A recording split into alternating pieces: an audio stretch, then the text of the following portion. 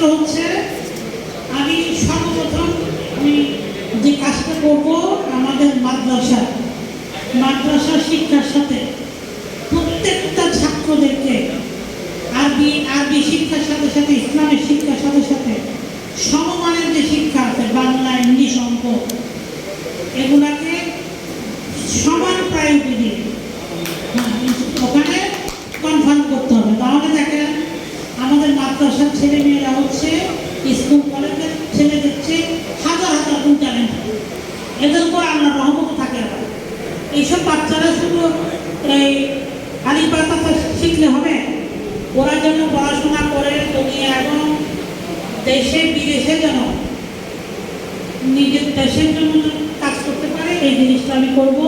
দ্বিতীয়ত হচ্ছে school college মাদ্রাসাতে ছাত্রবৃত্তি মানে যে ছাত্র 5 থেকে 8 কোটি 5টা করে ছাত্র দিব, যারা সবচেয়ে ভালো রেজাল্ট তাদেরকে প্রতি মাসে আমি 1000 টাকা করে আমরা দিব ইনশাআল্লাহ।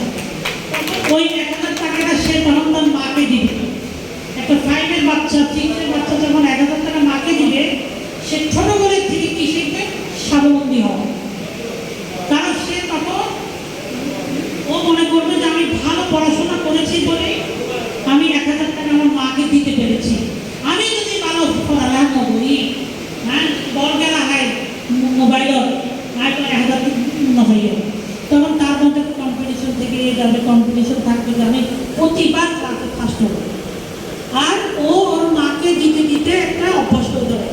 যদি কোনো বছর যদি সে ভালো পাস না করে, ওর মা হইব যে বেড়া করতে আমার, তখন তার হিট লাগবে। এটা ইশারা করবো। আরেকটা হচ্ছে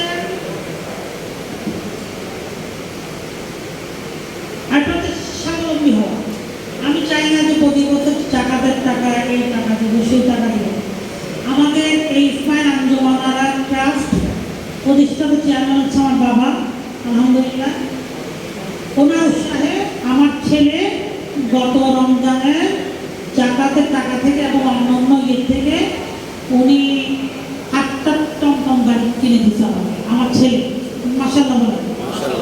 সেই টমটম গাড়ি আমরা 9টা ইউনিয়নের মধ্যে সবচেয়ে গরিব যে আগে ভ্যান গাড়ি চালাইতে বা টমটম রিক্সা, এই টমটম রিক্সা কিন্তু ডেইলি ভালো করে চালালে 1500 টাকা ইনকাম, যদি ভালো করে চালায়।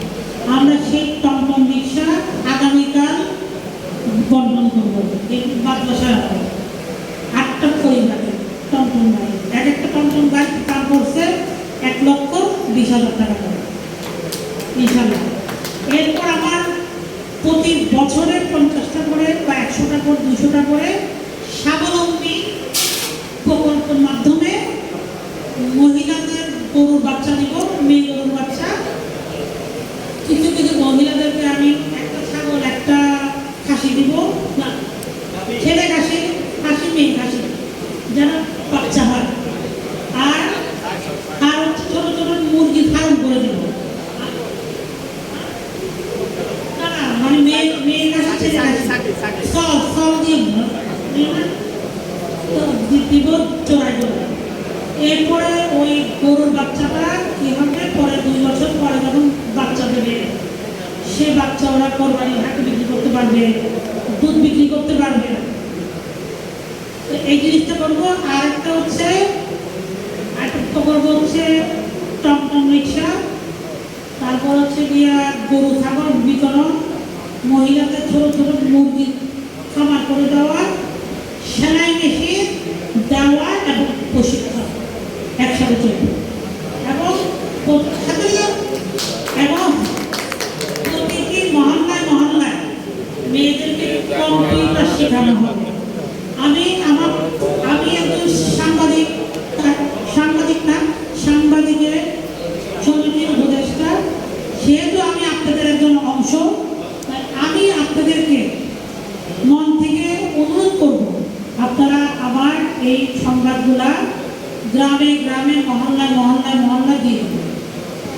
এটা 2টা লাভ হবে। এখনো আমাকে দেখে অনেকেই আসবে, গিয়ে যারা কাজ করতেছে যে আমরা করবো, আমাকে দেখে তখন আমাকে দেখবে। আর দ্বিতীয় কথা হলো, আমি যে মেয়ে যে প্রকল্পগুলি হাতে নিয়েছি এগুলো তো কেউ জানবে না আপনারা ছাড়া। একমাত্র আল্লাহ রহমতে আপনারাই হচ্ছেন আমার সম্বল এবং কম্বল, যে আপনারা এটা পুরা লোহাগাড়া সাতটানে দক্ষিণ চট্টগ্রামে জানাই দেবেন। তো এই জিনিসগুলো জানতে পারবেন। তো এখন আমার লয়ারের জন্য আমি একটা সিম কার্ড নিব। হ্যাঁ,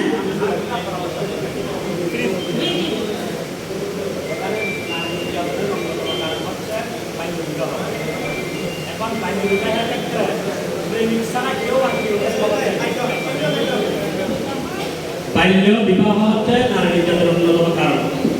সে মেয়ে কিছু বুঝার আগে 14-15 বছরে বিয়ে দেয়, সে সংসার করতে পারে না। এখন দেখা যায় ওই মেয়ের প্রেমিক ছাড়া কেউ লোককে অথবা ওসিকে কেউ জানে না বাল্য বিবাহের ক্ষেত্রে। এখন বাল্য বিবাহের ক্ষেত্রে সাংবাদিকেরা চাইবে বাল্য বিবাহ কোথায় হয় খবর নিয়ে সাথে সাথে টিউনিকে জানাইলে ভ্রাম্যমাণ আদালত এবং বিবাহ নিরূপণ 2017 একটা স্ট্রং আইন আছে যেখানে 2 বছরের সাজা। এই বাল্য বিবাহ যদি নিরূপ করতে পারেন